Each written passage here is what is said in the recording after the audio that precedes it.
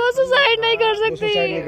पिछले साल वो अपने बेटे से इतना प्यार करती थी, वो कहती थी नहीं दीदी मैं अपने बेटे के लिए जीऊंगी, मुझे अपने बेटे के लिए जीना है। आखिर कब तक ये सब होता रहेगा? मैंने दिन काटे ना, मेरे पापा चले गए थे, मैंने देखा है, लेकिन मैं इसको अपने पापा से अलग नहीं करूंगी कभी। बस इसी बेटे के चक्कर में, वो बेटे के चक्कर में ही रह गई और उसको खत्म कर दिया इन लोगों ने। लेकिन आखिर कब तक ऐसा होता रहेगा ना?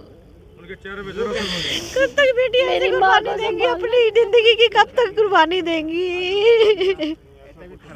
कुछ नहीं बोला। जब परिवार में बेटी पैदा होती है तो मैं आपको बता दूं, अगर हिंदू समाज में बेटी पैदा होती है तो उसे लक्ष्मी का रूप कहा जाता है, और अगर मुस्लिम समाज में बेटी पैदा होती है तो उसे रहमत कहा जाता है। और वो बेटी जब उस घर के आंगन में खेलती है तो आप सभी को मालूम है कितनी खुशियां उस आंगन में बिखर जाती है। बेटी बड़ी होती है, उसकी शादी कर देते हैं, माँ बाप बड़ी खुशी खुशी उसकी शादी कर देते हैं, और ससुराल में ये उम्मीद करते हैं कि वो बेटी ससुराल में जिस तरह से अपने माँ बाप के घर हंसती खेलती रही है, उसी तरह से ससुराल में भी बेटी खुशी खुशी अपना जीवन गुजारे।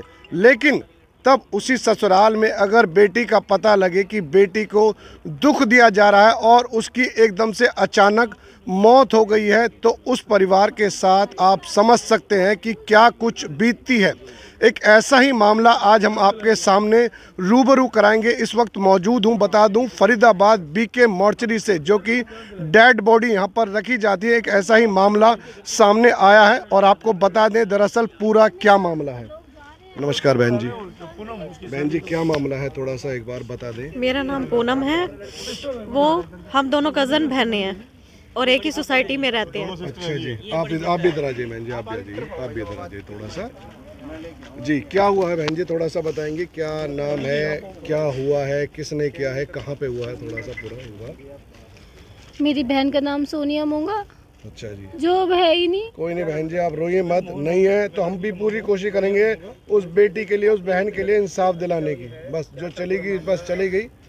हाँ, क्या हुआ बहन जी, थोड़ा सा बताएं पूरी कहानी क्या है। अचानक से हमारे पास फोन आया कि वो नहीं रही, वो पैकिंग कर रही थी। आप थोड़ा पहले ये बताएं उस बहन का क्या नाम था, कहाँ उसकी शादी हुई, कौन लोग थे, किस तरह के, क्या कभी कोई ऐसी परेशानी या कभी कोई टॉर्चरबाजी कुछ हुई है, क्या हुआ है पहले पूरा बताइए। उसका नाम सोनिया मोंगा था। क्या नाम है, एज कितनी जी? 37। अच्छा जी, बच्चे? उसका एक बेटा है 9.5 साल का। कहाँ रहते थे?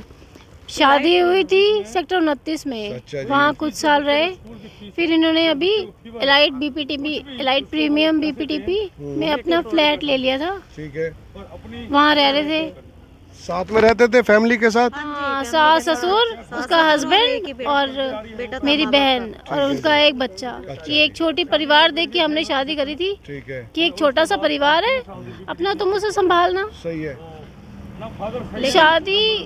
शादी हो गई, सब अच्छे से हो गया। मैंने पहले भी उनसे कहा था कि आंटी जी हम बहुत गरीब परिवार से हैं, पापा है नहीं, मम्मी है और हम 4 भाई बहन हैं, जिसमें से मेरा भाई। सारे परिवार ने मिलके उसकी अच्छी शादी करी। अच्छा, जैसे करनी चाहिए, सारे पूरा उसकी पूरी हेल्प करी, जैसे समाज में लड़की की शादी की जाती है। फिर भी वो लोग उसको टॉर्चर करते थे। कौन लोग टॉर्चर करते थे, सास ससुर या हस्बैंड? उसके सास ससुर। अच्छा, और क्या उसके नाम है उनका? उनके ससुर का नाम तो अशोक है और सुषमा है शायद। अच्छा, किस तरह से अजय की मम्मी का नाम क्या? बहन जी किस तरह से और किस बात से टॉर्चर करते थे? हर समय उसको यही बोलते थे कि तू अपने बाप के घर से क्या लाई है, और किसी जब बाप तो था ही नहीं। हाँ, जब तो पापा थे नहीं उसके, उसका तो सारा यही परिवार था, जो हम ही थे कजन है। तो फिर इतना बोलती थी कि तेरी माँ तो डायन है, कि पहले तेरे भाई पापा को खा गई, फिर तेरे भाई को खा गई और हमारा घर भी बर्बाद कर दिया तुझे यहाँ देके। इस तरीके से मतलब ताने दिए जाते थे। हाँ, ताने दिए जाते थे। और कुछ फ्रिज को ताला लगा के रखती थी, किचन को ताला लगा देती थी, खाना नहीं बनाने देती थी उसको। फिर आखिर उसने मजबूर होकर बाहर जॉब करना शुरू कर दिया। तो कभी शिकायत करी है आप लोगों से, जैसे परिवार के लोग? हाँ, उसने शिकायत करी थी। सारा परिवार ने जाके लड़के को समझाया, उनके माँ बाप को बोला कि हम अच्छी फैमिली से बिलोंग करते हैं, इसलिए हम के पास आए हैं आज कि हमारी बेटी को अच्छे से रखो, ऐसे उसको टॉर्चर नहीं करो। और उसके बाद जब उसको कंसीव हुआ तो उसकी सास ने बोला कि अबॉर्ट करा दे। फर्स्ट बेबी में कोई ऐसे बोलता है? फिर हमने परिवार वालों ने सबने साथ दिया उसका। हमने बोला नहीं, फर्स्ट बेबी है, आप करोगे, हम सब आपका साथ देंगे। फिर हमने अपनी बेटी का साथ दिया। हम चुप चुप को उसको खाने के लिए दे के आते थे। फिर उसको टाइम बीता गया, 9th मंथ के बाद उसका बेटा हुआ।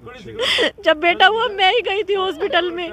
मेरी बहन ऐसे बिना कपड़ों के पड़ी हुई थी और उसकी सास उसके लिए कपड़े तक भी लेके गई। और मैं उस समय, मेरा बेटा बहुत छोटा था, गोदी वाला, मैं उसको लेके गई थी और मैं जल्दीबाजी में गई थी। मैं भी उसके लिए कपड़े लेके गई थी। मैं अंदर गई तो वो ऐसे पड़ी हुई थी डिलीवरी के बाद ही।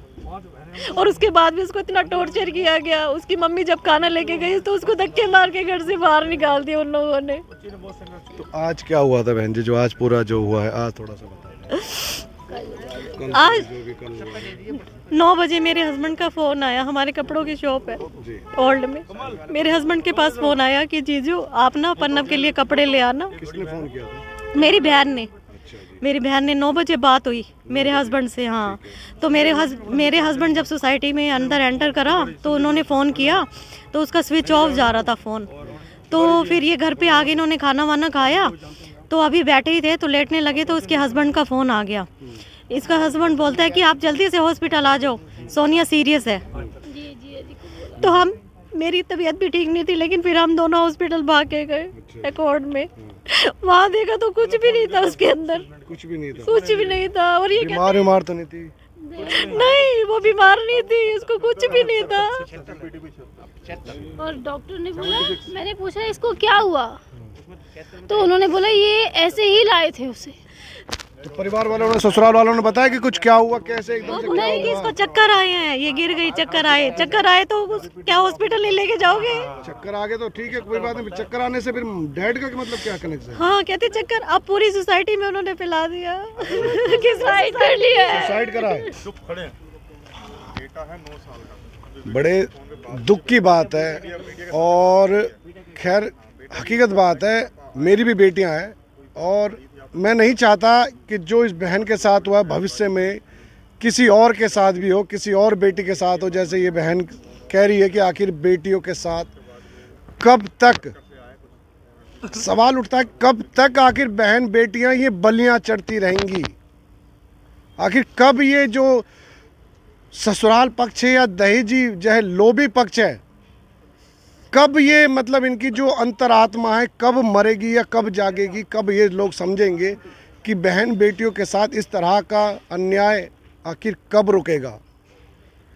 मोदी सरकार आती है, कहती है बेटी बचाओ बेटी पढ़ाओ, लेकिन बेटियों की स्थिति दुर्दशा। आज एक बेटी यही शिकायत कर रही है कि मोदी जी आखिर कब बहन बेटियां बचाई जाएंगी, कब तक ये इस तरह का जुल्म और सितम होता रहेगा?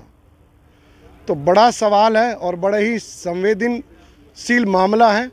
हम चाहेंगे प्रशासन इस बारे में ज़रूर संज्ञान लेकर निष्पक्ष जांच कर जो दोषी हैं उस पर कानूनी कार्रवाई करके उन्हें सख्त से सख्त सज़ा दिलाई जाए, ऐसी हमारे आपसे अपील है।